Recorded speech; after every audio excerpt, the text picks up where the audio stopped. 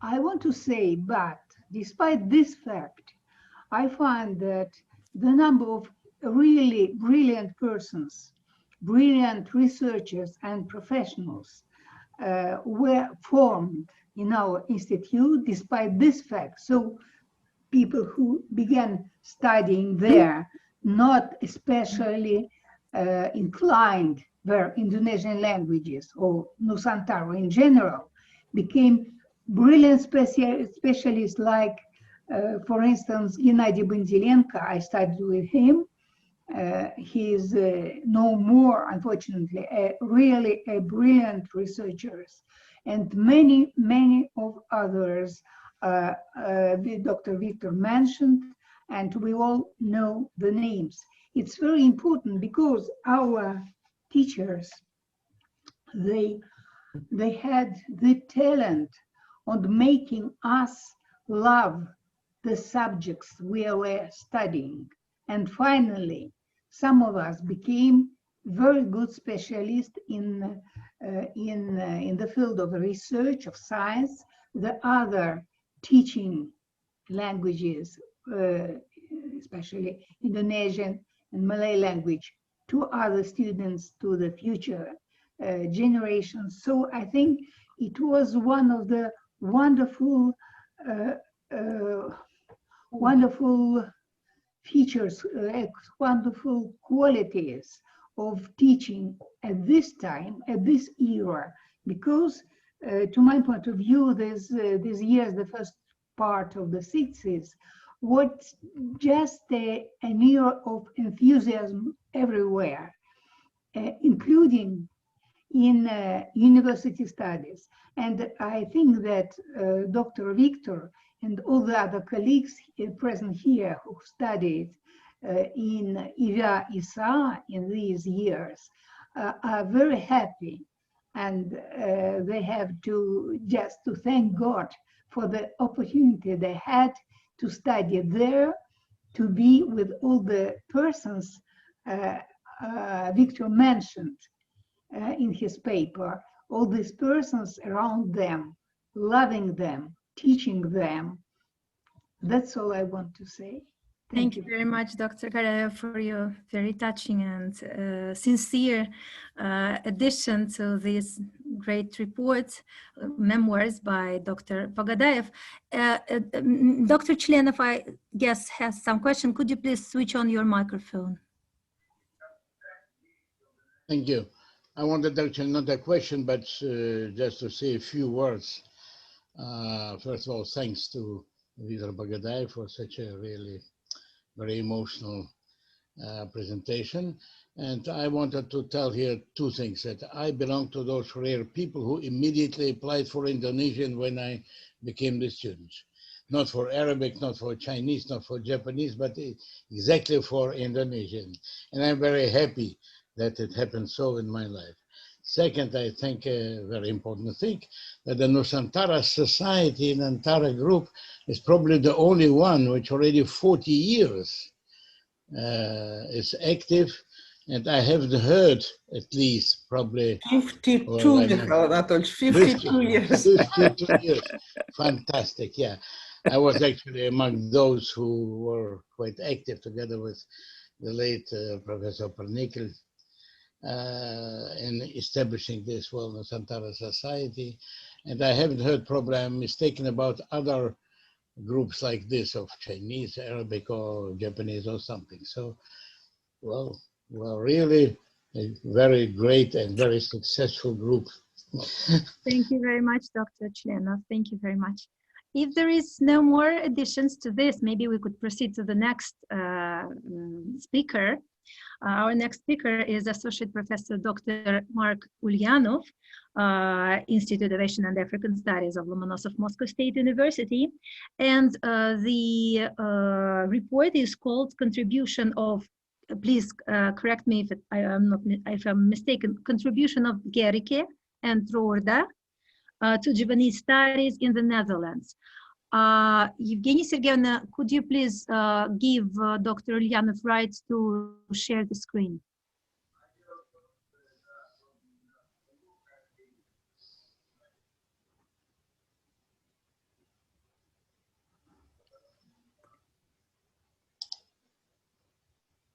Okay, Dr. Mark, I think it should be okay now. Yes, very nice. Now, first of all, I would like to say thank you very much for this nice possibility to take part in the our conference. And first, I would like to express some ideas on the reasons for the subject of my report. Now, as you see, it deals with the history of science, with the history of the Javanese studies in the Netherlands. And the another reason is that maybe 2 years or maybe a bit earlier ago in our institute, 2 departments now decided to revive or restore Javanese studies in Indonesian groups.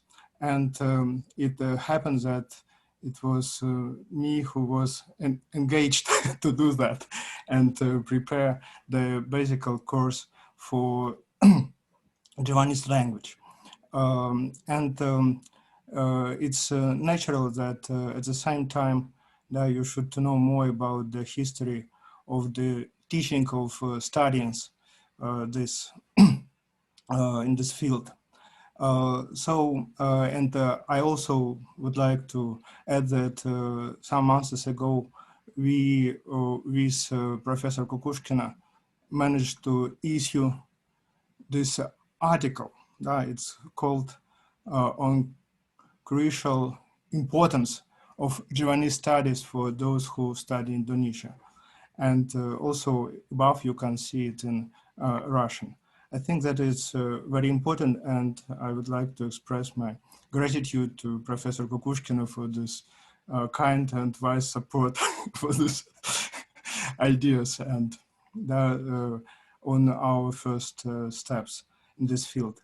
And then I also would like to say that, of course, this subject is unlimited. And when I thought over my report today, I decided to concentrate attention only on one person, Gericke, because Taco Roorda, of course, it's a very important person, but his input to Javanese studies is so rich and so unlimited that I can have no time in our limited ranks of our conference.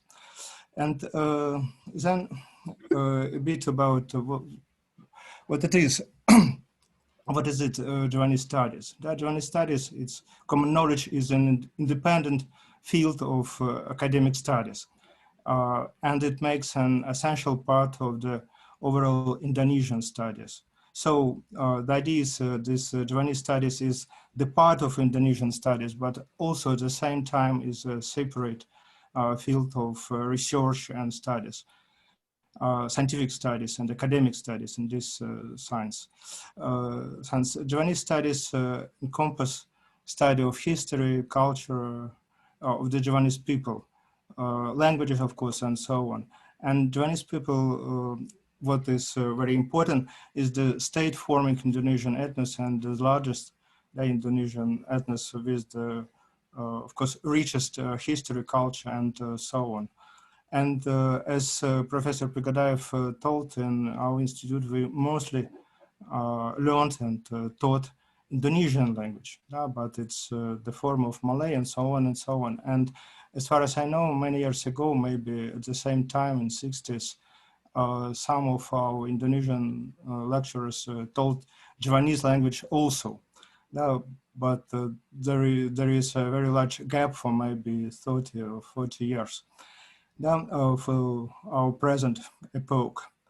And also it's a common knowledge that groundwork or base in this field was laid primarily by Dutch Orientalists during the 19th century.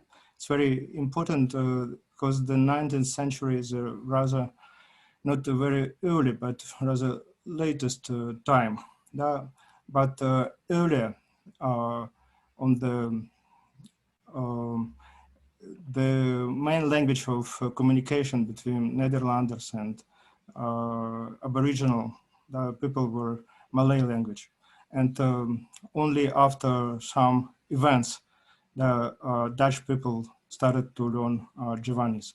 And so the very important work for missionary for translating Bible also was prepared only in Malay language, and they started this missionary work also in the beginning of the 9th century, and it has a very close connection to the forming of Javanese studies. I would like to say about that a bit later. And there is portraits of these two people. Johann Gericke, he was a native German. Now the representative, maybe the second generation of Javanese specialists, but to my opinion, the first scientist in the strict meaning of this word. And his colleague and discipline and so on, Taco Roorda. Now, so speaking about the Javanese studies, we should mention that it has three very important factors. The first, administrative, religious, and academic. Administrative was not so successful in the Netherlands, India. It was dealing with motivating officials, young people, to learn Javanese in Indonesia, and it was in the most cases it was unsuccessful, as far as I can see. And also religious, like in other Oriental studies with other languages and countries, missionary goal to translate the Bible was the main aim of these activities. And it was very important because the missionary should learn foreign languages so good, and for the purpose of translating not to their mother language, but from the mother language to the foreign Oriental language. The complicated, maybe the most complicated task for everyone. So it should have a very good base for knowledge of grammar, language, vocabulary, and so on and so on.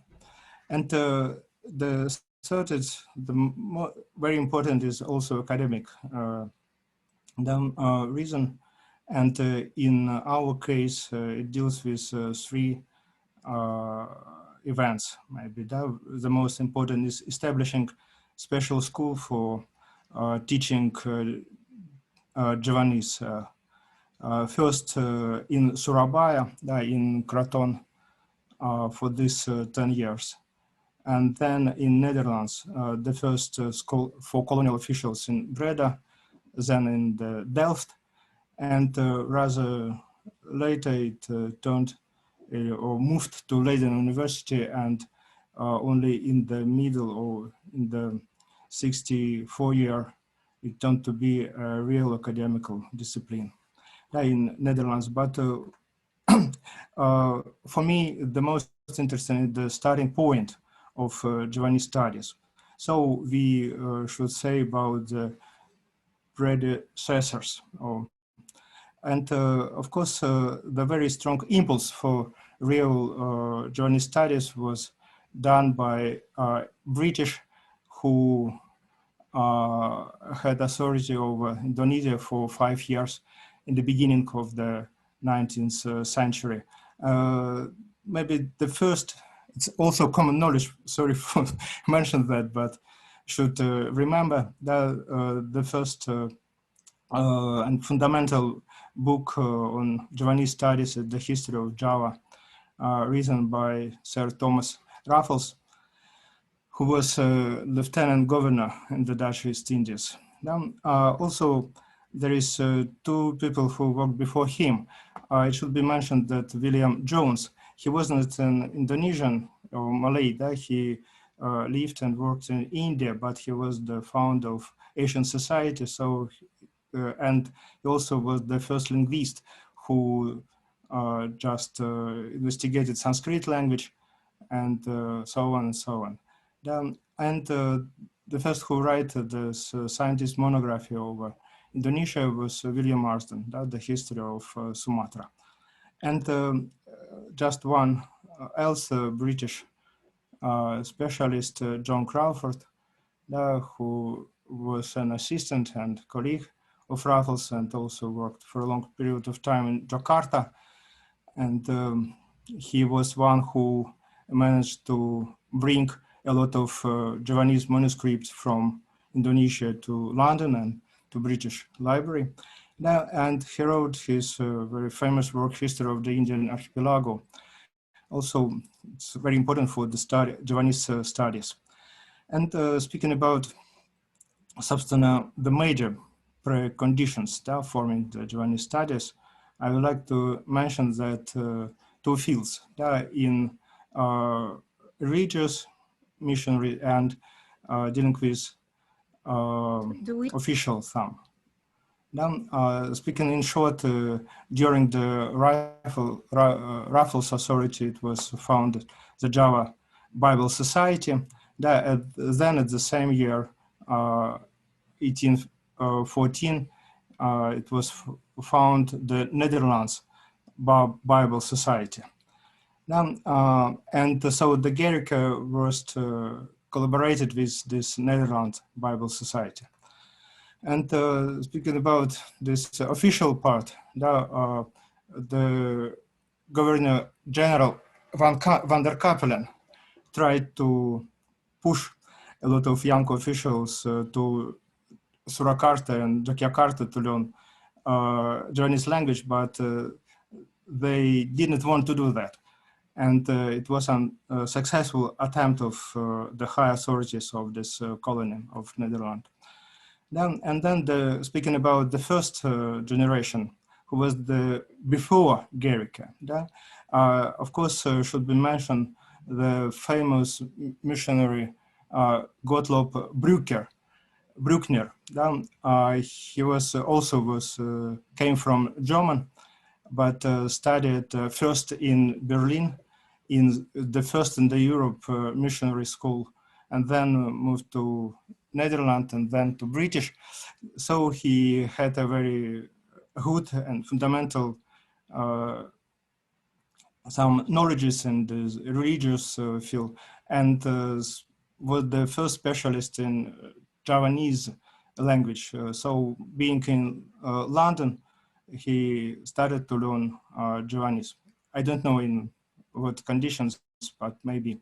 Then he moved to Java for 2 years, worked with Netherlands Missionary Society, and then moved to British Baptist Missionary Society, and then under the authority of this British Baptist Society, he was the first who translated the New Testament to Javanese language.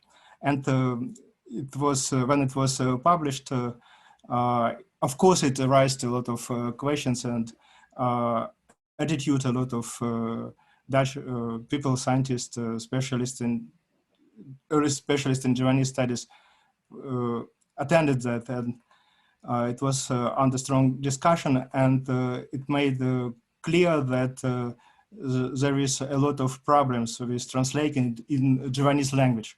It's very important in what level, or ngoko or chroma, gotten, and using the word grammar and what vocabulary and so on and so on. So later, the real Netherlanders, Dutch scientists believe that it's not very good translation, but it was very important, and it also gave a strong impulse for these activities. And then Bruckner also was the first who published the grammar of Javanese language. It was a bit later. His Bible was issued in 29 year, and grammar in a year, in 30 year. But, so it should be mentioned also two people who worked before Gericke also, but were not German, but came from Netherlands or came from Indonesia. It was Cornets de Groot, and he lived a very short period of time, but he was a real specialist and wrote this grammar, but it was published after maybe 10 years after, or maybe 5 years after his death. The first grammar book in Javanese, but it was published later than the mentioned grammar. And the second one, also very important representative of the older generation, comparing with Gericke, it was Roorda van Esinge. I would like you pay attention that so there are two Roordas, Roorda van Esinge and Taco Roorda. He was a very famous poet of in Netherlands, and also was a scientist and published some books. One of them was this the first dictionary, and the most important that it was the first, but also Latinized, not in Javanese characters, Charakan, but Latinized. Later, when Gericke and Roorda compile their dictionary, they of course will be using only Javanese script. But after Gericke and Roorda, the new generation, like Jans and Peugeot, they just start to Latinize or printing Latinized dictionaries and some manuals and so on.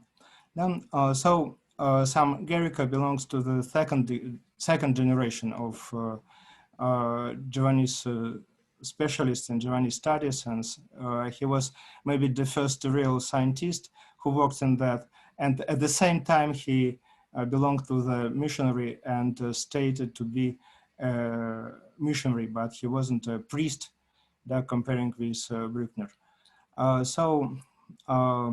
A couple of words about him and his main works. He was sent by Java by Netherlands Bible Society, especially for studying Javanese language with the purpose of translating Bible into Javanese. But his real work was much larger than this task, and he first became the linguist in the strict meaning of this word. And first of all, before completing Bible translation, he published his fundamental practical grammar of Javanese language. De eerste gronden der Javaanse taal, benevens Javaans leer- en leesboek met ene woordenlijst ten gebruike bij hetzelfde. So that was published in Batavia. So maybe this was not the only grammar. I just mentioned 3 Javanese grammar, and it says how good base had Javanese studies from this linguistic point of view. And in every grammar were realized some peculiarities and their own authors' the point of view to this problem. So you can compare and decide what is most useful, what is right, and so on and so on. And of course, the authority of Gericke was so strong that other people just believe that this Gericke's grammar is the most fundamental and good using them. Then Mark, we have about 1-2 more minutes, and yeah, good.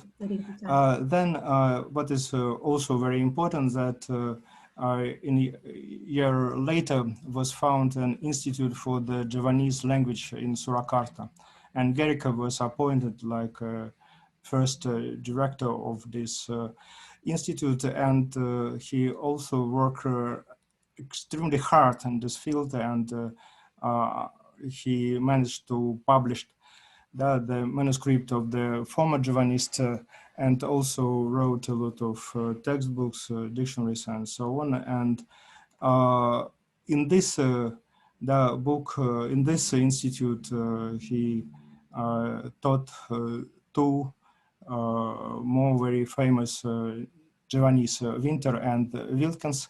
Both of them were Indo or Eurasians, but they felt themselves like Dutch scientists, and they were also outstanding people.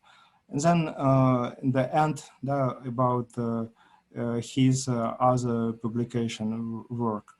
It was the school book or textbook written in Javanese, also in the Charakan Javanese script, the Serat Charakan. It was the basic textbook for the students of this Javanese school in Surakarta. Then he published another last book with also grammar implications, and also with the fragments of from this translation, the Old and New Testament. They are translated into Javanese. So Bruckner also continued to work and also wrote his work. And he was the first who compiled the dictionary in 3 languages, English, Netherlands, and Dutch, and Javanese. Then Gericke published the work of Cornet de Groot, and with Roorda also another last book. Then this literal translated a very important masterpiece of ancient Javanese literature, Serat Vivaha Jarva. So Gericke also can be called the first, maybe, philologist, and also in this studying literature, Javanese literature studies field. Then the most important and very useful thing, and it's of course the first big Javanese Dutch dictionary. It had 4 issue, and I just think that it's the largest and the very good used dictionary, but it's very complicated because it's not Latinized, as it will be later, but in Charakan. So he compiled the dictionary with the assistance of Taka Roorda, and here is the Taka Roorda, and then the works of his life. It's a translation of the New Testament, and the translation of the Old Testament into Javanese. And it was very important for this Javanese studies and for other Javanists. And what it was most important that he compiled this word and finished this task during his life. And before the death, he published some stories about the Old and New Testament with these fine illustrations.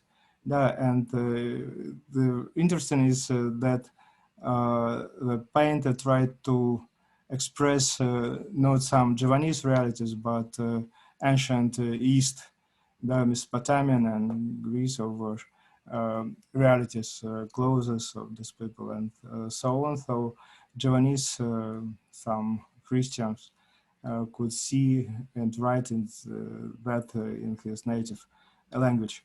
Then he died, and after him I can mention 3 persons, but just in the end of my report, just about Pierre Fabre, Peter Jans, and of course Theodore Thomas Peugeot. They are maybe the 3 the famous and the most important Javanists who compiled their dictionaries as a base of the former Javanese studies. No, that's all for today. Thank you for your attention. Thank you very much, Dr. Ulyanov.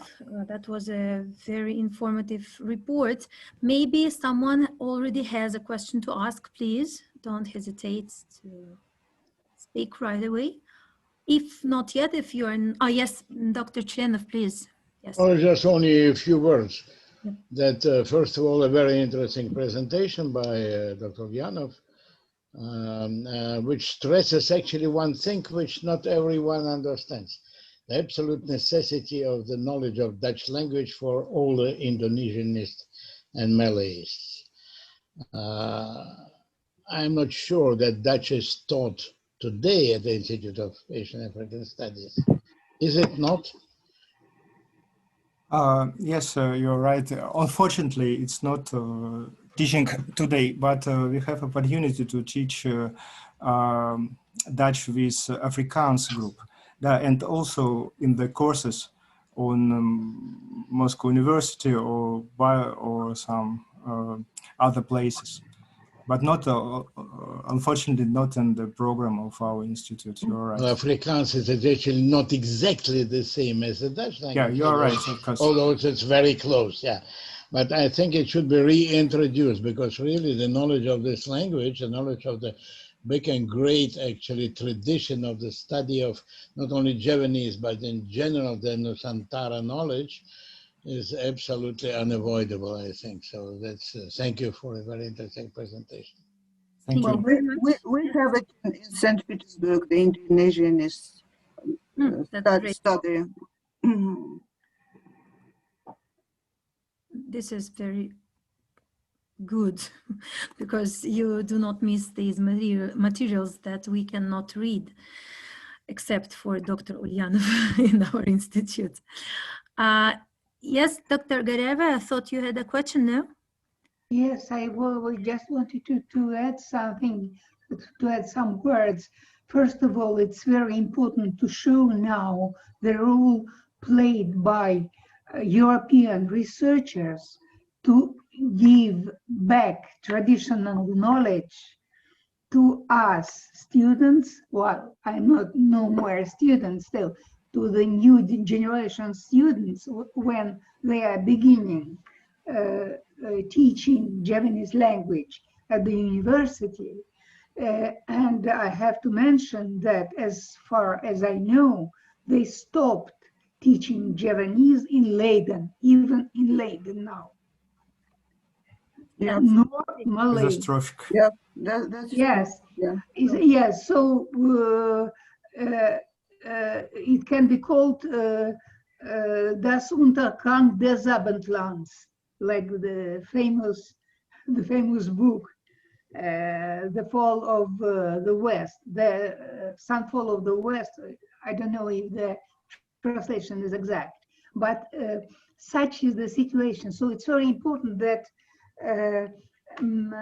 this point of studying traditional culture and the language, which is no more a state language of a country, but still very important for many purposes, not only research, academic research, but establishing human relations when you are there, when you visit this country, when you are making research more profound than all these superficial things you can find in the press, and that everybody knows. It is very important, because sometimes it seems that we begin to forget the academic part of our raison d'être, meaning of our existence. So I'm very happy that, and in your paper, you also show how many things have done all these people. They were learning Javanese, and they were more eager to learn local languages than the opposite side. You know, It's very strange. It was almost the same thing with Malay language. So Europeans wanted to know their culture, their language, everything. And the response was not as strong as that. So that's all I wanted just to add. Thank you. Thank you very much. Thanks for your reaction.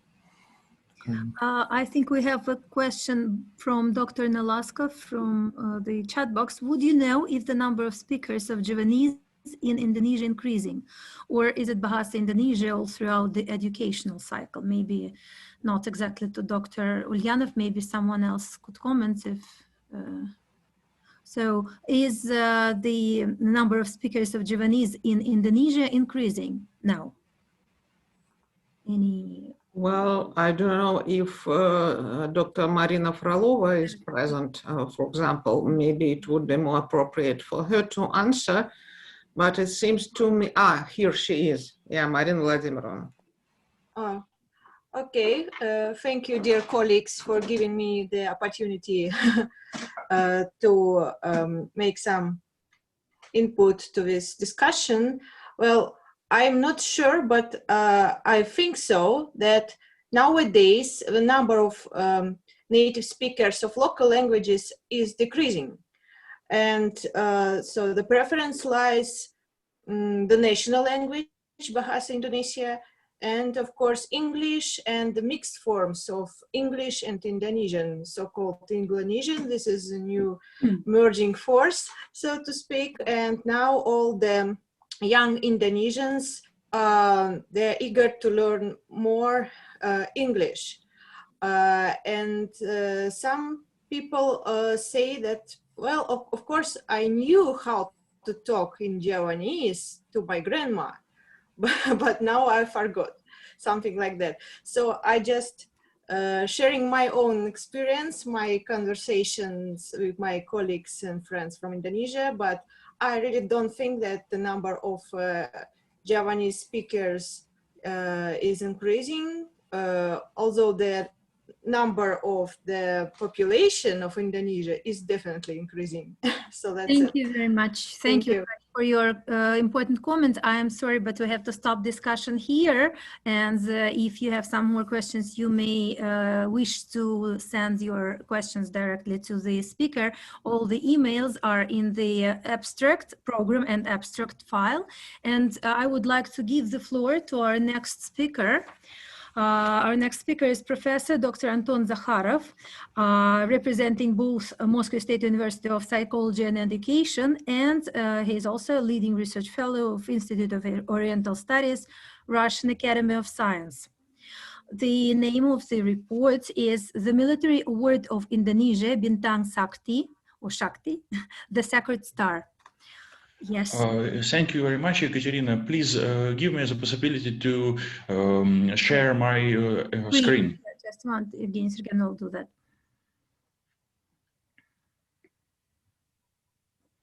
I want to show my presentation to my colleagues. So.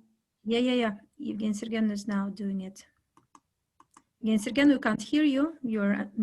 Yeah, I have given the rights of co-host to. Okay, thank you. Prof. Zakharov.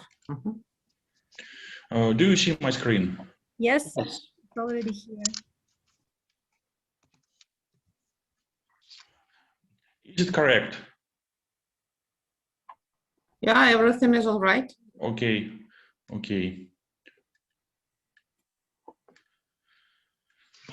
Dear colleagues, hello everyone. My report now is on the Military Order of Indonesia, Bintan Sakti, or the Sacred Star. This order was introduced in 1958. On this slide, you can see the basic laws introducing this order and changing its statute and its basic pages. There are several important laws from 1958 till 2009. It's the order of Sacred Star or Bintan Sakti.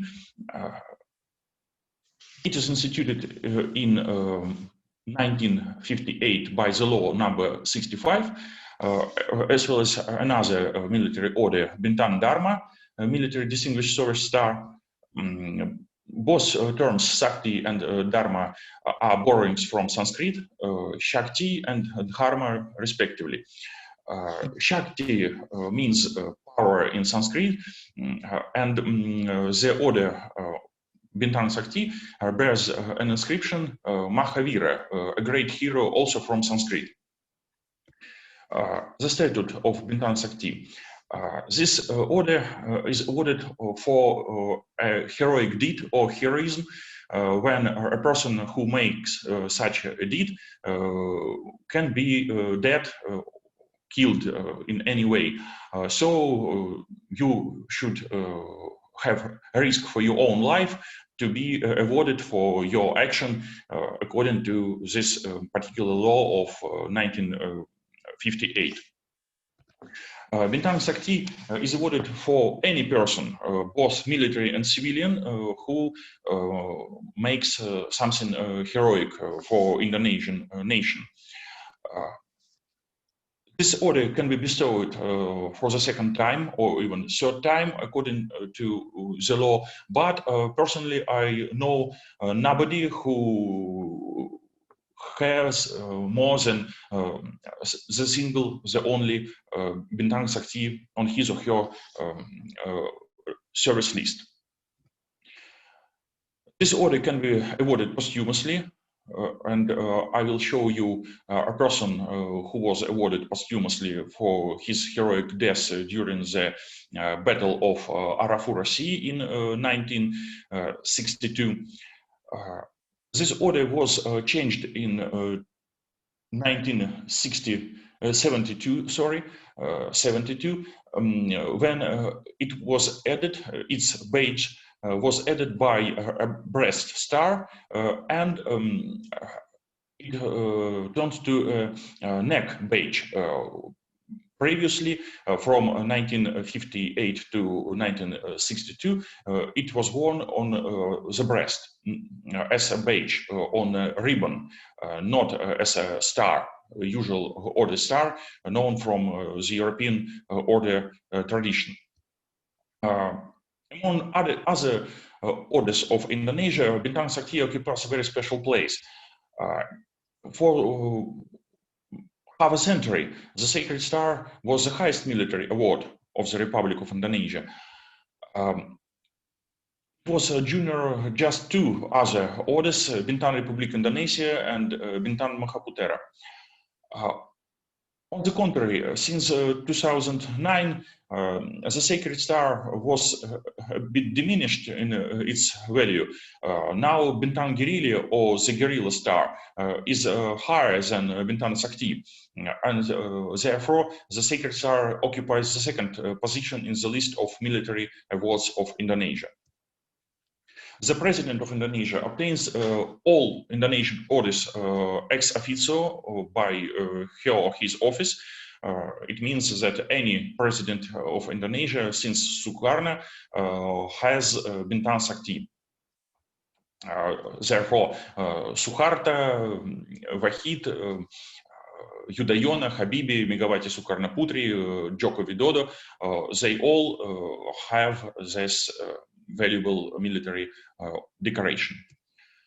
Why this order was instituted in 1958 is perhaps a very important question for history.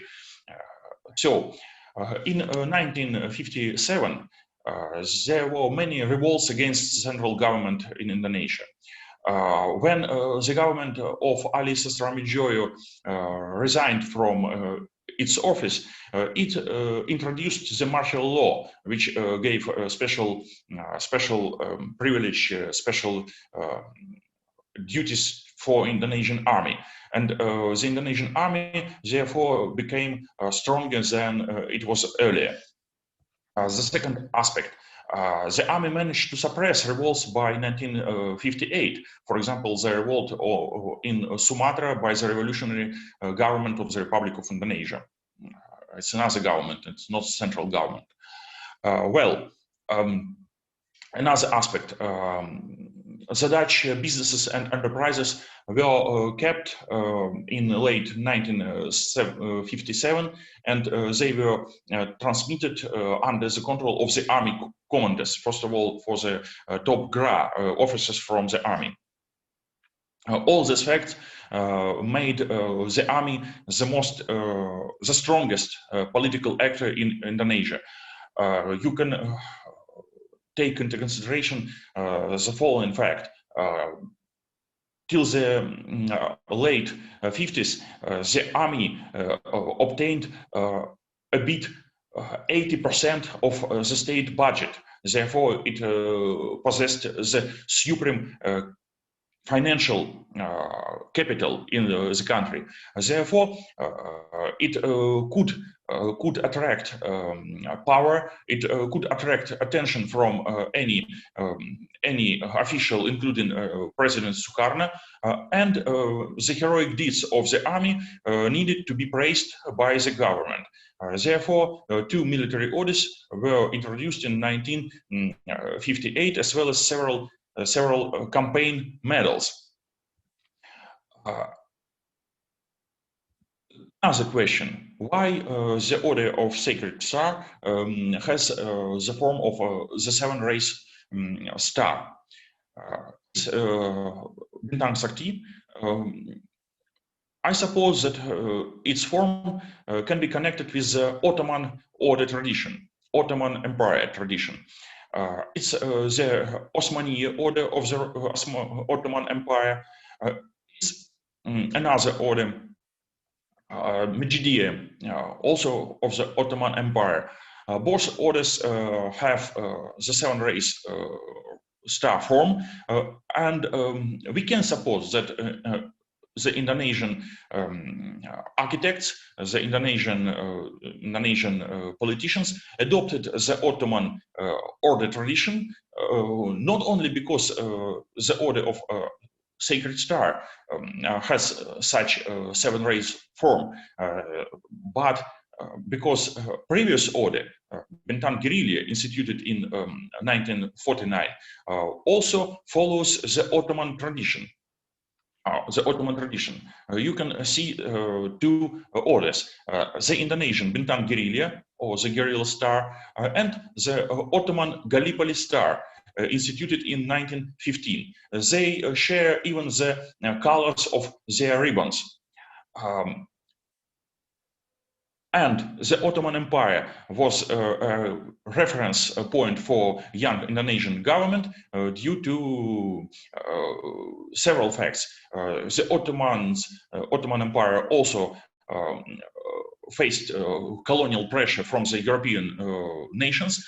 The Ottoman Empire was a Muslim country as well as Indonesia. The majority of Indonesian populations are Muslims.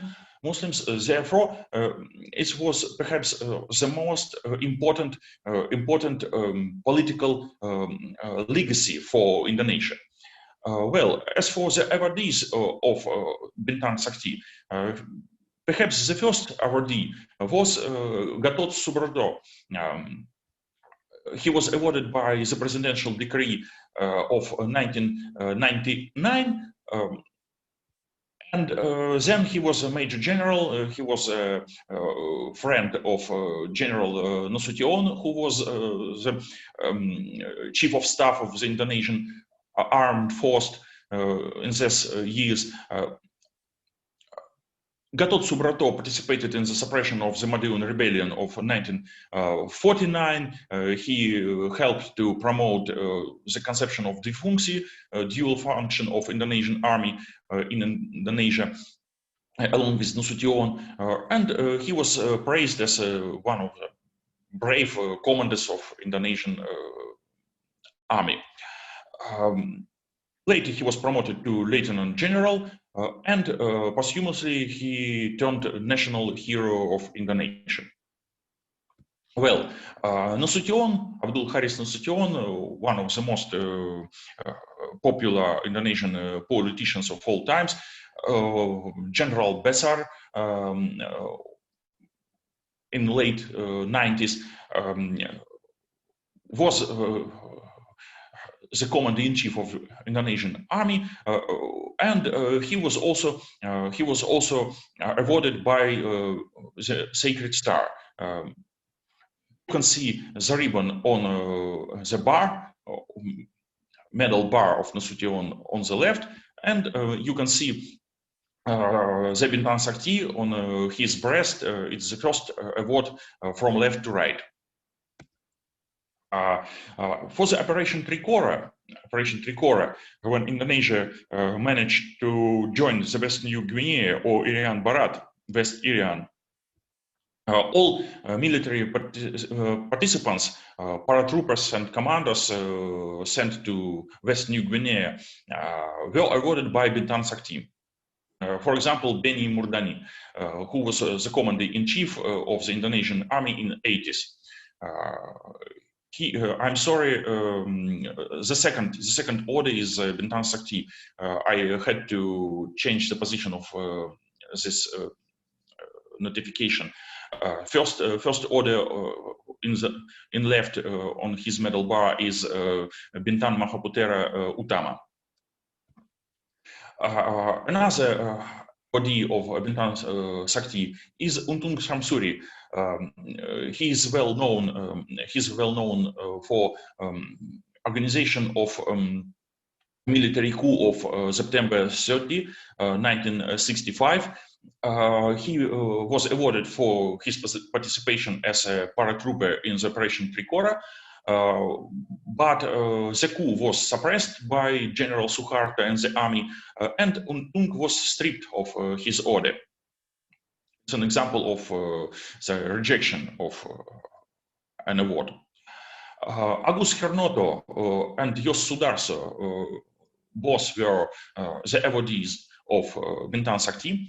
Agus Hernoto was also awarded for the Operation Trikora, as well as Jos Sudarso. Agus lacked his leg during the operation. He was wounded, and his leg was his leg was taken from him to save his life. As for Jos Sudarso, he was awarded posthumously because his torpedo boat was sunk by the Dutch during the Battle of Arafura Sea in 1962. Early 80s, in 1981, the Garuda Indonesia flight 206 was taken by terrorist attack in Thailand, and 30 commanders who were sent to liberate this aircraft were all awarded by Bintan Sakti. Two of them can be seen on this slide, Sinton Pajaintan and Subagio Hadisiswoyo. Subagio Hadisiswoyo was head of staff of the Indonesian army in late 90s, in 1998 to 1999.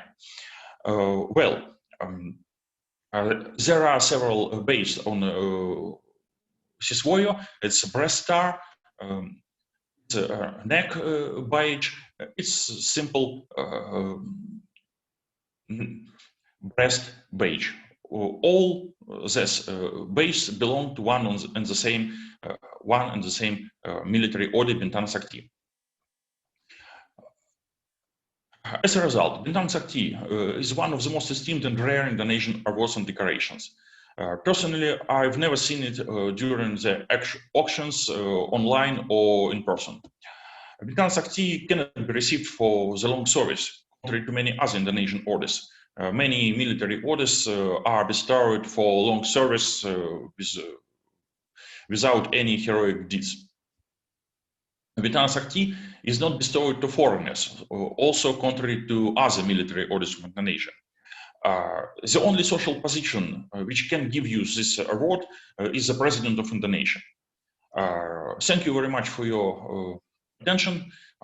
If you have questions, please ask me. I hope to give my answers to all questions. Thank you again. Thank you very much, Dr. Zakharov. It was very informative and very good fit our time limits. Who would like to ask questions to the speaker?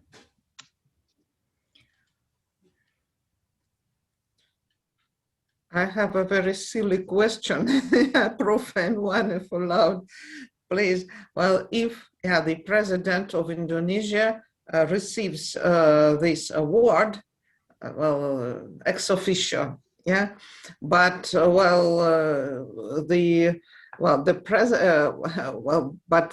president only is a president for some limited time, yeah. Well, anyway, say, does he retain the order when he is no longer in the office? Thank you very much, Dr. Kukushkina, for your question. As far as I know, all presidential awards are transmitted to the Presidential Museum at Bogor. And now this museum puts them on display. You can find the pictures of this awards, for example, the awards of Yudhoyono, of Megawati Sukarnoputri, and other presidents in internet. So it's not therefore, these awards belong to the state, not to a person. Yeah, I see. Yeah, that's what I was asking. Thank you. Yeah, it seems, say, just, yeah, fair, because if the person did received it just for his position without any heroism, so probably it is the right thing to do about this. Yeah. Actually, if possible, I'll ask just one other small thing. So, yeah, you explained convincingly about Ottoman influence upon the shape of the order, yeah. But, though I understand that, of course, Indonesians, especially at the early stages of their independent history, were very anti-Dutch. But can you say, well, at least, maybe not about this particular, but some other orders, do they bear any influence of European tradition? Frankly speaking, the very idea of orders and medals, especially those which possess several degrees, several classes, was adopted from the European nations, of course. It's a European tradition. But you are absolutely right concerning the Dutch and anti-Dutch intentions of early Indonesian anti-colonial movement. Therefore, the orders of the Republic of Indonesia, as far as I know them, have very little, if any, in common with the Dutch order traditions. The Dutch tradition is basically knight or Christian in its principal elements and key aspects, contrary to Indonesian awards.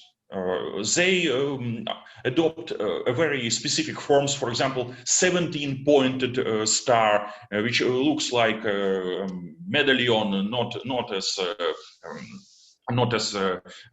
usual 8-pointed star of European tradition. So I think there is a strong anti-Dutch award system, first of all. Thank you very much. But of course, the first medal issued in 1954, Jubilee medal in favor of Air Force of Indonesia.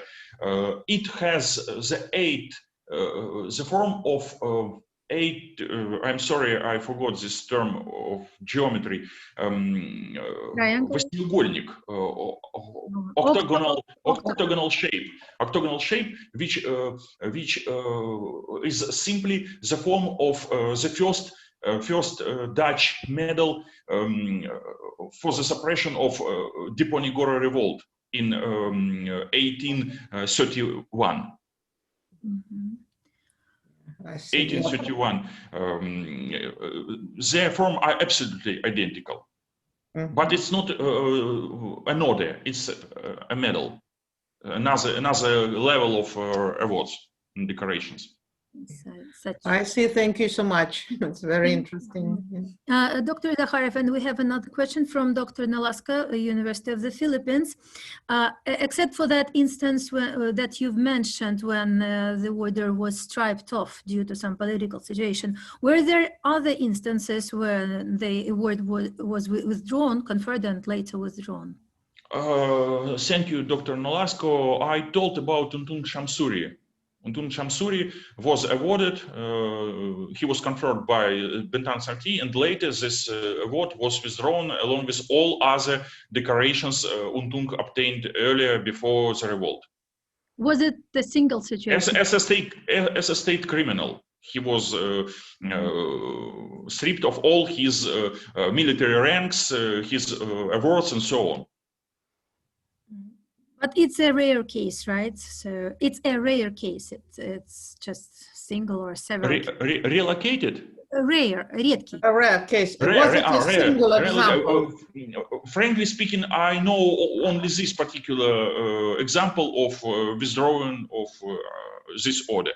But frankly speaking, Bintang Sakti is a rare order. He's rarely conferred to military.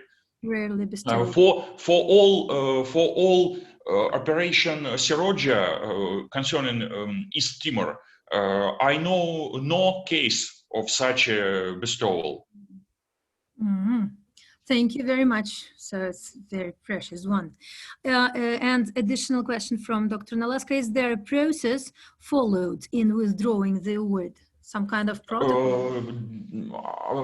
I'm sorry, Dr. Nalaska, I don't properly understand what do you mean by process followed in withdrawing. Usually, certainly, the law which instituted Bintan Sakti has several clauses which clarify the withdrawing of this particular order. If you are a criminal, if you are under jurisdiction and so on, but I don't know how it works properly. Was issued a special decree withdrawing the Bintan Sakti from Untung or no, or he was simply arrested and his awards were taken without any special prescription. I know personally that in the Soviet Union, there was a common practice when an army commander was arrested, he was deposed of all his ranks by the Soviet NKVD or KGB without special decree. But how it works in Indonesia, I don't know. I'm not an Indonesian, sorry. Thank you very much, Dr. Zahar. Thank you very much, dear participants, for your questions. If there is no more questions, no more, let us proceed to the next speaker. And we have slightly shifted the program. And thank you very much to Dr. Kutavaya. She consented to give the floor first to our foreign participant. And so I'm inviting Miss Irene Grace Andal. Irene is a PhD researcher. She's from the Philippines, but she's a PhD researcher at the Ural Federal University in Yekaterinburg, Russia, and as well a PhD researcher simultaneously of Macquarie University of Australia with another specialty, geography. So the report of Ms. Andal is Framing Children's Diet, a comparative analysis of food and nutrition guidelines in Malaysia, the Philippines, and Indonesia. I think we have to give the right to demonstrate the my presentation. Presentation. Do you need? Yeah. Yes.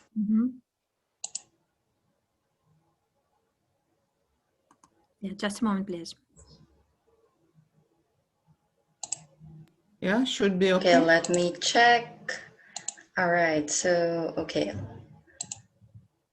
Let me check. Do you see my screen? Irene has started screen sharing, just started. All right, okay. So it's downloading maybe. All right, so yeah, Here it goes. Yeah. I guess it's, all right, so yeah, what about now? Is it the black screen on your view? I guess we need to wait a little bit more. All right, but first let me thank you. All right, okay, so is it fine? Do you see my screen? All right. Okay. So thank you for letting me share my report as well. And let me take you to something close to our hearts, which is food. This topic might be a bit distant from the previous presentations, but at the end of the day, food is an integral part of our culture as well as our political lived experiences. So just a disclaimer, I am not a dietitian nor a food historian. I am a scholar of children's geographies and spaces who explores various ways on how children's lives are connected to the things they haven't got any slightest idea about. So let's consider this presentation rather as a think piece for further thoughts. All right, so, okay, the premise of this presentation is that food is a narrative. It tells a story. So food constitutes a remarkable analytical strategy in the social sciences because it is a marker of stories and symbols, both of belonging and of being excluded from eating communities, as we are eating communities after all. So in today's presentation, I situate food and their representations within the Nusantara context and offer food for thought moving forward.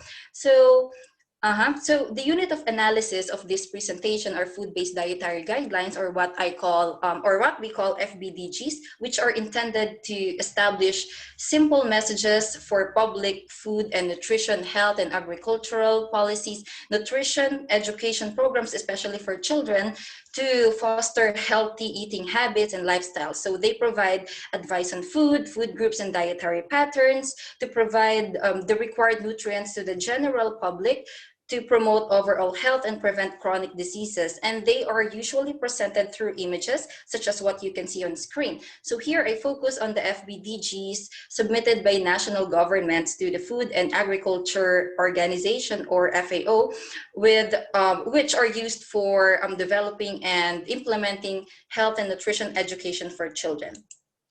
And this is not an entirely new endeavor. This presentation builds on and extends previous conversations and literature about food presentations, because as we can see from the get-go, we can already notice a variety of visuality in dietary guidelines. We have the food domes, we have temples, we also have more than humans, living things, we have plants, we also have flags, inverted pyramids, and my aim is to contribute to such discussions by focusing on some countries in the Nusantara region.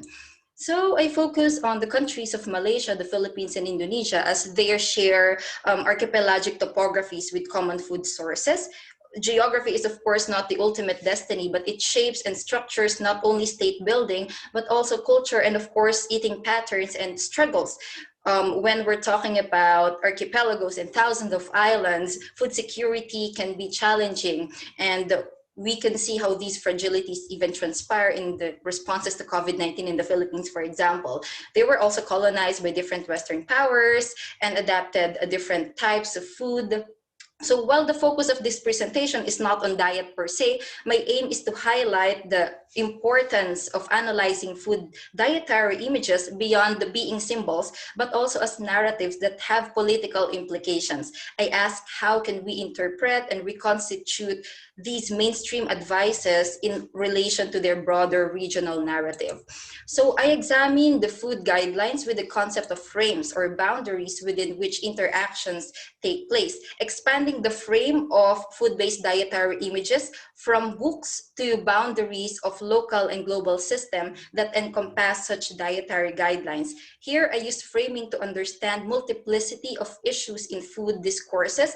A vibrant one would be political, because this section is political, so I guess I have to reinforce that. So, for example, who imposes food choices or who controls food supply? So not only do frames draw resonance from such contextual factors, but also in refracting reflecting social grievances, especially in the global South, in which food is taken into many discourses of struggle, most of which are about food vulnerability. Here, food can be seen not only as an avenue of unification, but also of differences. Historically, well, we know that humans have utilized food as a meeting point and unifier, a way to bridge gaps between us. But in an era of neoliberalism and food politics, food does not only come in the form of unification, but also as a form of seeing inequalities. For instance, there has been blocking of food entry from one country to another, tariffs, issues on food labels. Also, food is in a constant struggle in terms of identity. In the past, colonialism influenced food choices and supply, and today, hegemonic globalization and neoliberal agenda took over this role. So, or it can be in a micro-political frame. Food can be a social demarcation of who can and cannot afford, a separation of the elite from the poor. This creates a problematic hierarchy of those who's important and who's not, who belongs and who does not, and who gets to determine such distinctions. So, well, the point is that we can frame food in various political ways. An example of framing such struggles is to contextualize food in terms of hunger. We see that while Malaysia is performing relatively well, the Philippines and Indonesia struggle with food security. So the materials that I used are the FBDGs of Malaysia, the Philippines, and Indonesia, which follow the WHO to consider geographical variations. So here, proper dieting is framed in these guidelines as a response to health-related concerns to mitigate and lower the risk of contracting non-communicable diseases. And they are taught to children of all levels, public and private schools, in their health education. So let's take a look at these dietary guidelines. So first, we observe that food groups are typically shaped as pyramids, and they are labeled, as we can see in the Malaysian food pyramid. Images of food are also used to represent groups such as carbohydrates, proteins, and lipids, including the right balance of text on images for portions. Food presentation also include raw, cooked, packaged food items in boxes, bottles, cans, both fresh and frozen, most of which are found in the Philippine food pyramid, together with the recommendations for liquid consumption and physical activities.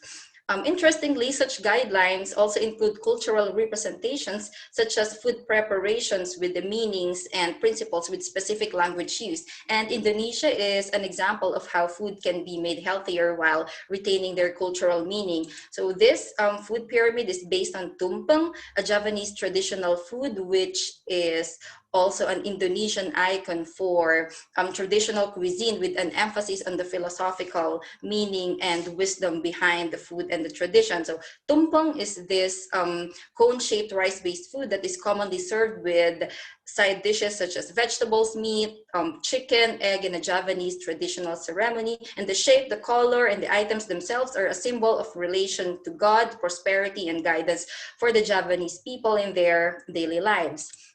So the message seems quite obvious, that what we're supposed to be eating is much well defined. What we're supposed to eat are, fruits, vegetables, meat, poultry, relatively unprocessed, and what we're not supposed to eat are what we pejoratively call junk food, highly processed food that have a lot of nutritional value removed from them, with a lot of calories, salt, and sugar.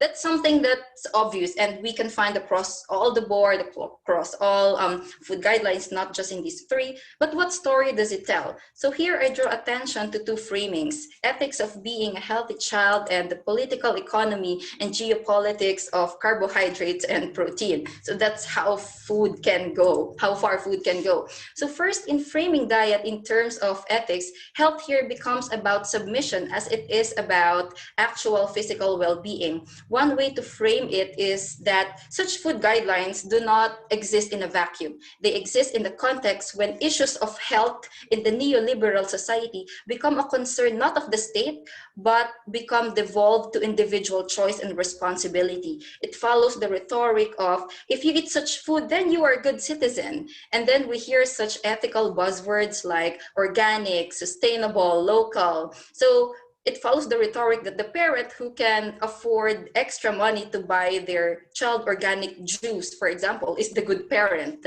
However, it is not new to us that there are systemic inequalities in resource access that influence the ability to follow dietary recommendations. These three countries, though varying in degrees, face triple burden of malnutrition. A concerning percentage of children have weight issues in terms of thinness or being overweight. Consumers, in this case children, are citizens expected to follow dietary guidance regardless of whether their socioeconomic conditions can afford such recommendations. And some dietary guidelines are already luxury to some families.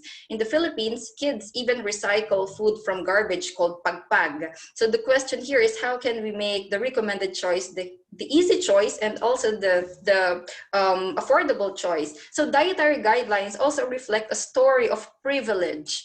And this is also quite related to the change in shapes. So from pyramid, there has been a shift to having plates as a way to view the overall intake per meal for proportions. So as we can see in the Filipino food guides, we see a journey of different patterns of how to represent food guides.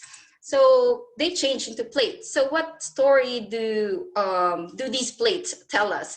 Well, we can see that they have become more or less the same compared to the pyramids, with 4 sections with rice, veggies, fruit, and protein. But aside from those obvious similarities, another interesting observation is that boxes and packaged food are removed from the scene. But what seems to be ironic is that in Malaysia, the Philippines, and Indonesia, consumption of packaged food is increasing. So we have a food industry that is very large and makes most of its profit from the exact same food that are least recommended by dietitians. So we have ironies in the food system. So framed in the neoliberal world, food guidelines become stories of inequalities, privilege, and irony. So I don't have specific data on children's food consumption of processed food in the 3 countries, but globally, children's diet is increasingly incorporating processed food, mainly carbonated soft drinks and fast food. Most of such food are of low quality with empty calories, but are made cheap to be avoided by many. So these are only some of the structural inequalities and individual restrictions that are glossed over in the food industry. Now, another way to frame the food-based dietary guidelines in the wider picture is to notice the recommended portion sizes. These are rice-eating countries. So we can see that the recommended guidelines have high proportion on rice, on carbs. So, but what story does it tell us? So we can know when looking at the bigger picture. So before rice even reaches children's plates, the story is that of a challenge and survival. Malaysia, the Philippines, and Indonesia have to cope with other neighboring Southeast Asian countries in terms of rice security. So we can see here that these 3 countries have negative exports, meaning they even import rice, unable to provide a staple food source for their citizens. And now let's frame the protein source, which is very interesting, in particular the fish, before it even reaches children's plates. So we can see that for these 3 countries, the choice of protein representation is fish. So aside from the obvious fact that these are maritime, archipelagic countries with huge aquaculture and fish consumption, one message that it tells is respect to non-pork or beef eaters.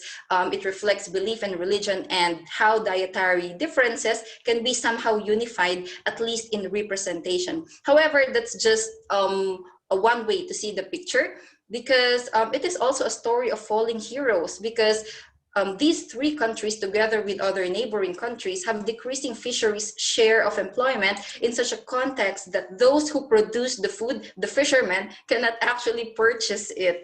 So it's also one way to frame it.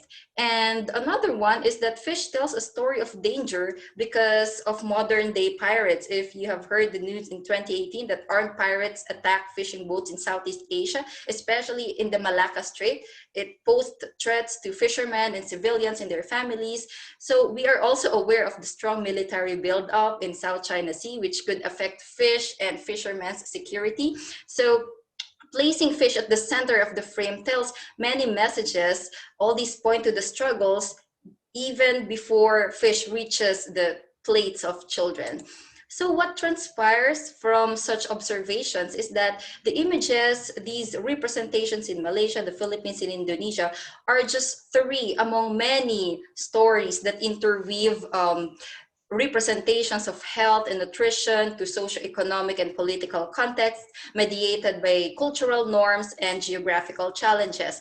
These food-based dietary guidelines are for children, but they are more than pictures. They tell us that Malaysia, the Philippines, and Indonesia share a common ground in food-related aspects beside the obvious similarities in shape and number of food groups. Beyond representing gastronomical identities, the food-based dietary guidelines in these three countries also represent the nuances in terms of how these specific images are deeply rooted in their food security struggles as nations. So the implications are that first, food-based dietary images are instrumental symbols that articulate context for comparison. Healthy eating creates an entire symbolic system related to local and national identity, but the choice of imagery tells a story beyond nutritional content. The second is that food is a political identity, and it is important to establishing political advocacy towards supporting sustainable food production. So food-based dietary guidelines also reveal the conditions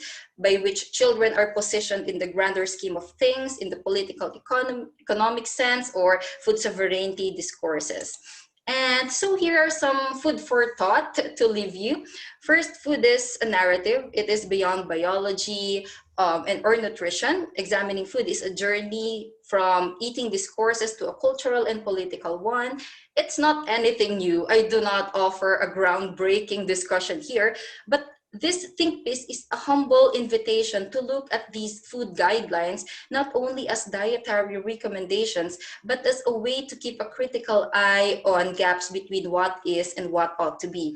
Ultimately, these food-based dietary guidelines can be seen not only as reflecting cultural, institutionalized, and normative standards, but are deeply interwoven with the political economy and socio-cultural realities in Malaysia, the Philippines, and Indonesia. Of course, while there are general notions of what a healthy diet should look like, what constitutes healthy eating are accompanied by political and economic backstories across the cultures of Nusantara region and worldwide. And at the end of the day, time is running out. There are children that have gone hungry within the past 17 minutes I was speaking. So I think I'm gonna end there. So thank you very much.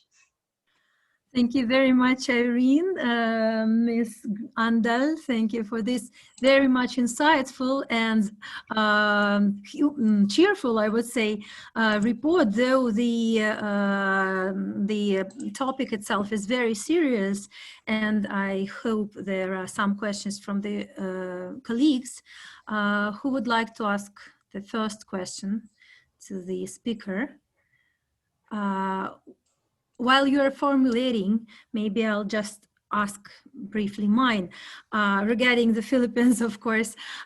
Could you tell if these food consumption guidelines are somehow introduced at the school level? Or is it sort of distributed to the parents with the instructions to try to follow them? At what level is it already introduced into the children's life?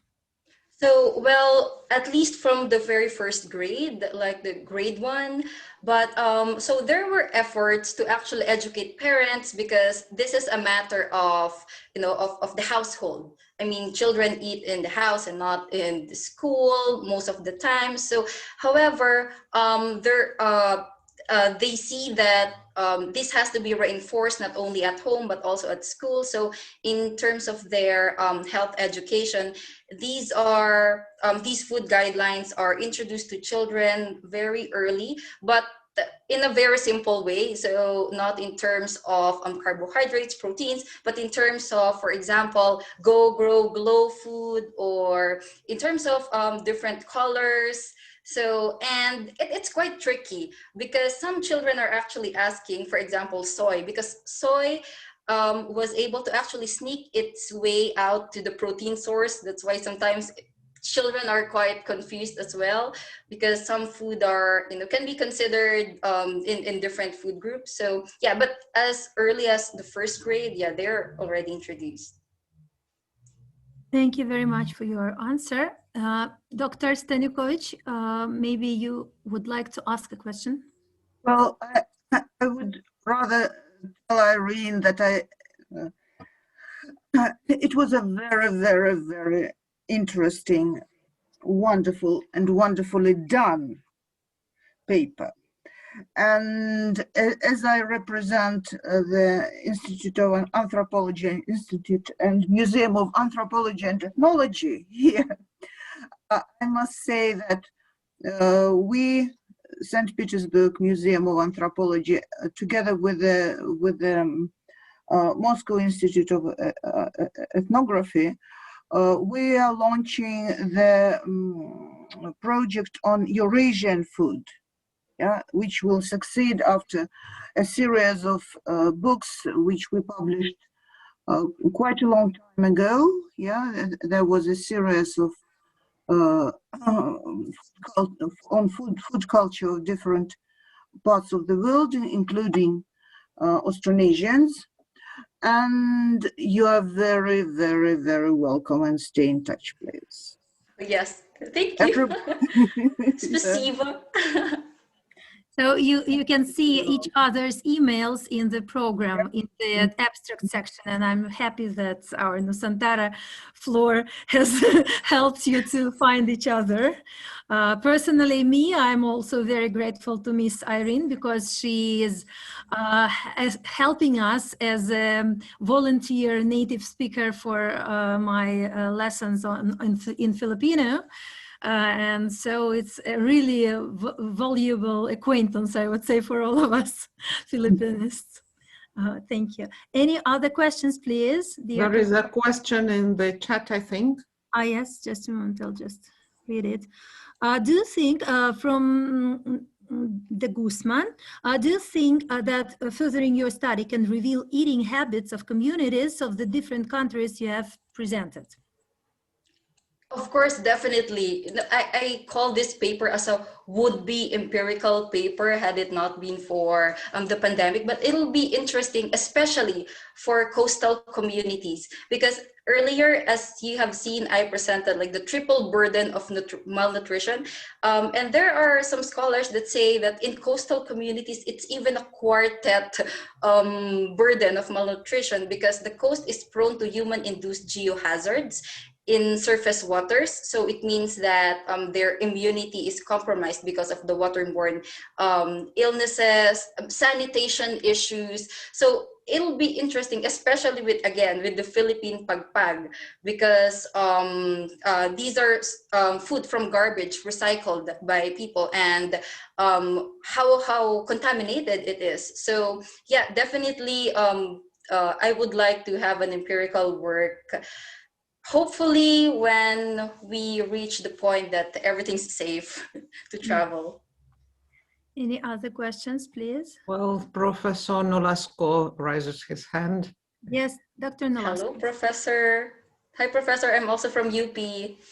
Irene, sa geography ka ba? Sir, sa social po. I'm sociology. Social. I was an instructor back then. The national food of the Philippines is instant noodles. And it's not the dietary guidelines. No one listens to the dietary guidelines in school. It's media that dictate what is going to be eaten and what is not to be eaten. Would you like to comment on that? Right. Yeah, I do agree, of course. And I would actually extend to the point that not only media, but also social media, like in terms of recommendations. And this is quite concerning, though, because perhaps you have heard of like the 6-egg diet for teenagers, or even again the food experiments that are quite dangerous. So yeah, I think there's a gap between the recommended dietary guidelines promotion and how popular social media is getting in terms of promoting different kind of dietary guidelines. So yeah, I do agree, Professor. Dr. Nalaska, do you have something to add, or we can low down your hands here? Okay, I'll just switch it off for a while. Any other questions, dear colleagues? Yes, Dr. Nalaska? Something to add, please? No, I think I'm all right. Okay, thanks. Thank you. If we do not have any more questions, we again thank our young scholar, Miss Irene Andal, and of course, let you go if you have some things to do, as you've reported previously. And let us proceed to another valuable report. Please, I'm giving the floor to Associate Professor Dr. Elena Kutavaya, Institute of Asian and African Studies of Lomonosov Moscow State University, with her report Indo-Pacifica and Asian countries. Do you have a do you need demonstration of screen now? Okay, thank you. Thank you. Thank you for giving me a chance to speak after the previous very tasteful presentation, of course. As to the topic, originally, the idea of free and open Indo-Pacific strategy was advanced by Prime Minister of Japan, Shinzo Abe, in 2007. American strategy of free and open Indo-Pacific was officially adopted by the United States President at the beginning of 2018. At the same time, we are speaking about a format of cooperation. It is called Quad. It's Quadrilateral Security Dialogue, consisting of 4 members at the moment. It's United States, Australia, Japan, and India. I would say that the main aim of this format is and was political and military containment of China. Member countries of Association of Southeast Asian Nations have different views about Quad.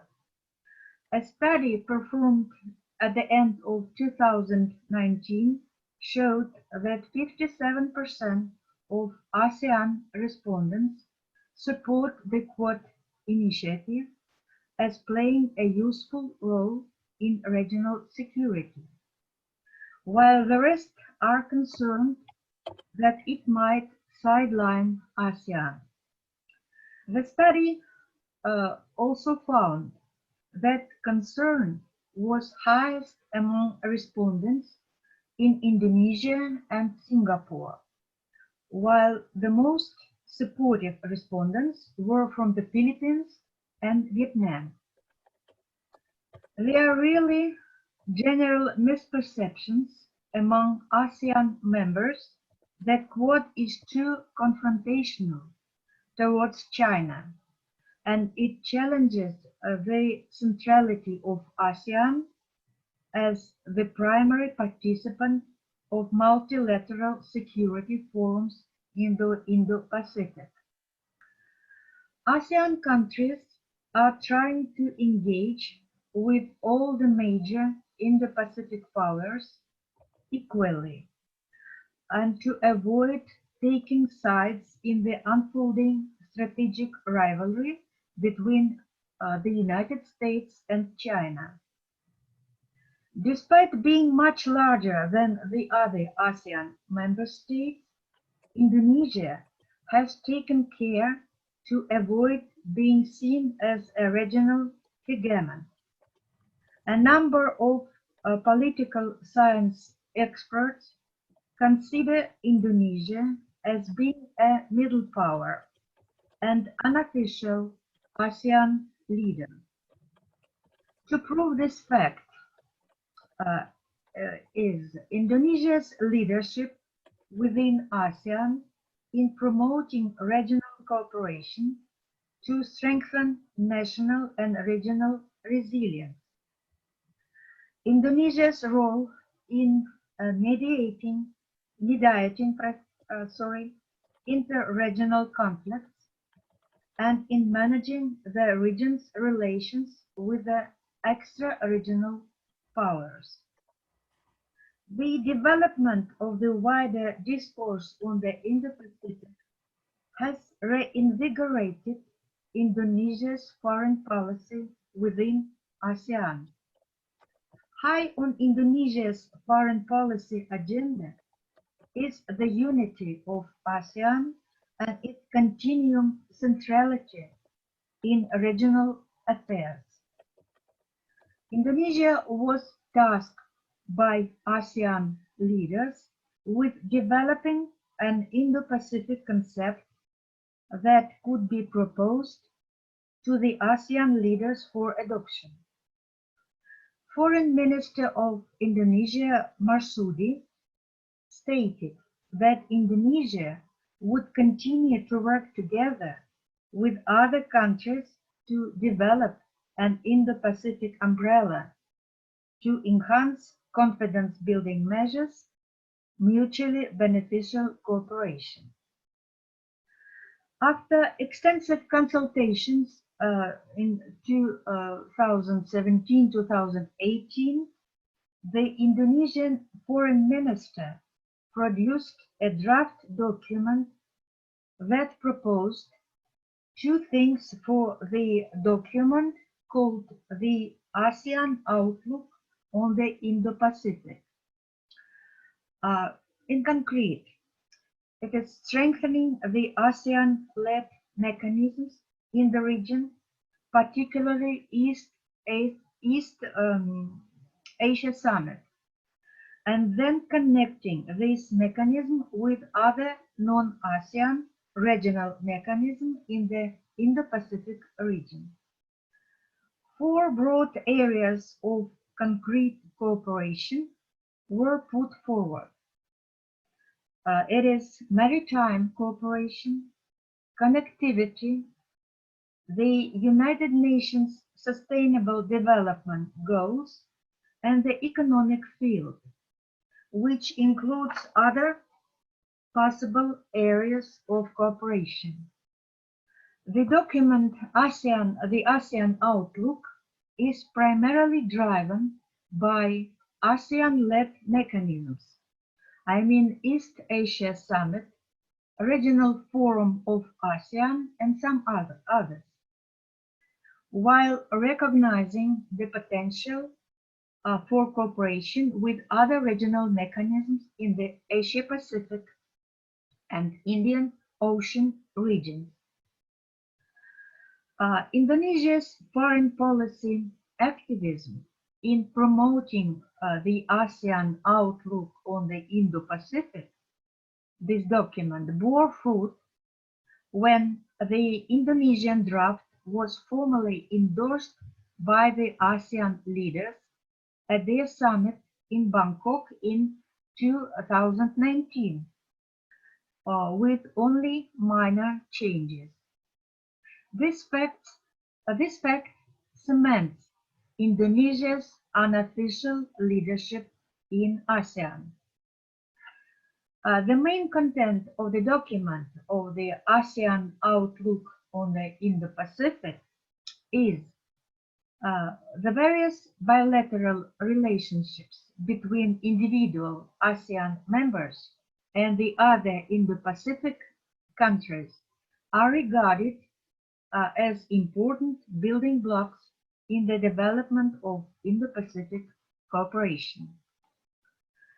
It is also stated in the document that Asia-Pacific and Indian Ocean regions are among the most dynamic in the world and have for decades been centers of economic growth, but that continuing geopolitical and strategic shifts are providing both opportunities and challenges.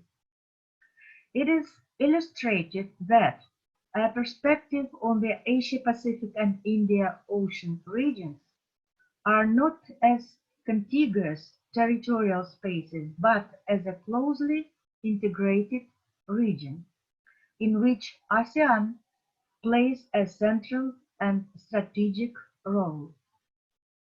It is worth mentioning also ASEAN efforts to anchor an inclusive multilateral regional forums, such as Regional Forum of ASEAN, East Asia Summit, and others, in such a way as to promote cooperative security, suggesting that such initiatives may help shape the balance of power by providing norms of restraint and ways of confidence building among the major powers. Of course, there are a lot of problems. As to the problems, some political analysts write about the lack of efficacy of ASEAN in driving the Indo-Pacific regional process. ASEAN's rather weak institutions, slow decision-making process. Nevertheless, lingering doubts about ASEAN's ability to stand united on key issues will continue to weaken the association centrality. In this context, Indonesia's role as a middle power in ensuring ASEAN unity will become rather critical, even more critical. Indonesia signed comprehensive strategic partnership agreement with three members of Quad: United States, India, and Japan. As some political analysts suppose, Quad activities would include the constructive military cooperation, fighting against terrorism, maintaining cybersecurity in the region. Today, there are possibility of Quad expansion becoming Quad Plus, meaning that the New Zealand, Republic of Korea, and Vietnam intend to join the Quad. Great Britain, Germany, and France also show interest in Indo-Pacific conception. Of course, there is a possibility of new formation, new formats could arise, new multilateral associations. To choose partners is everybody's sovereign right, of course. As ASEAN in general is not happy with the Quad policy of pressure being put on China. Association doesn't support China, United States opposition in Indo-Pacific region. As the last number of Foreign Affairs magazine wrote, Biden administration at the moment is defining its course towards free and open Indo-Pacific. As to ASEAN countries, I can quote one professor, Thai professor, who said that ASEAN priorities remain in the region the same. Soft balancing using non-military institutions, mix of balancing and bargaining. So it could be a joke, but it's a Thai professor's words. In Quad space, it's rather difficult to find a place for ASEAN. The principle of ASEAN centrality could really be damaged, could really be changed. Japan and India are interested in drawing ASEAN more tight into Indo-Pacific strategy. As Japanese politicians say, ASEAN is regarded as geographical heart of free and open Indo-Pacific. Indonesia is not the only ASEAN member country that has tried to engage with all the major Indo-Pacific powers equally and avoid taking sides in their unfolding strategic rivalry between United States and China. Some ASEAN politicians call Russia to participate more actively in the region because there is really not much Russian soft power there. At the end, I would like to say that Southeast Asia has always been a strategic crossroads where the interests of great powers intersect and sometimes collide. It is naturally a multipolar region. In an area in the shadow of a major power, a regional multilateral organization like ASEAN, Association of Southeast Asian Nations, could wield real influence. Thank you for your attention. Thank you very much, Dr. Kutava. Thank you so much. And we're waiting for your questions. Please, dear participants and maybe students, also join us with some questions. Any questions, please? Yes, Dr. Pogadaev, please. You're welcome with your question. You know, this is very interesting to hear about ASEAN, and everybody knows that among the regional organization, it is the most successful one, yeah? If you compare with some other regional organization in Asia. But do they try to influence the internal situation in some countries? I mean, do they discuss during their meetings what is happening now, for instance, in Myanmar or in some other countries? No, there is a veto in the ASEAN discussions. They never discuss internal matters. That's a rule that's adopted by every member of the ASEAN. No discussion on internal matters. Okay, thank you. This is yeah. Yeah, Dr. Kutava, please, Elena Alexeyevna, if I may ask, maybe again I might have missed something. Yeah, sorry if it is like this, about the possible middle power role of Indonesia. As I understand, at least I always had an impression of ASEAN that they are normally rather sensitive to, let's say, some parity of functions within the organization. Of course, well, these countries have different economic situation, different, let's put it like this, yeah, different mind, yeah, they are not the same. Anyway, I mean, what is the attitude? Is it felt how the rest of ASEAN countries view this possibility for Indonesia, let's say, to speak with the outer world on their behalf, so to say, yeah? Anyway, to become a kind of representative, though, of course, not official one. It's really two different things. Indonesia is a middle power. It is, you can meet this term in many publications on political things, on political situation in Southeast Asia, in the world. So it is, Indonesia is a middle power. But as to their influence in the ASEAN, and it is a very sensitive matter, of course, you're absolutely right. But from the very start, Indonesia was considered and is considered by many, maybe by most members, being an unofficial leader. Unofficial, it's not official absolutely, but unofficially, Indonesia many times is speaking, making reports on behalf of all the associations, and association members are not against it, no. But it is absolutely unofficial, of course. Thank you so much. Yeah, I see. Thank you.